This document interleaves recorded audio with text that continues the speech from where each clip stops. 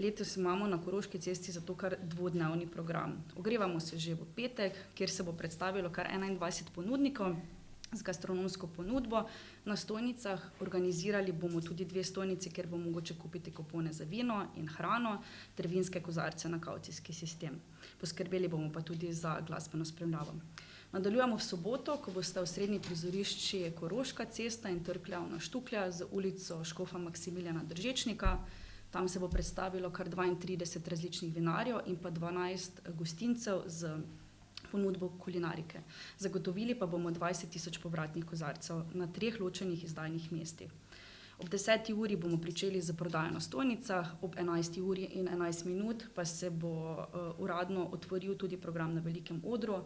Nastopili bodo pihalni orkester Pošta, zaplesali bodo folklorna skupina AFS Študent. Ob 13. uri pa bo na velikem odru že tradicionalen krst mošta, pri katerem sodelujejo mestni viničar, gospodar Stare trte, vinske kraljice, malečniški brači in pa predstavniki vinskih cest. Simbolično bodo mošt spremenili v vino.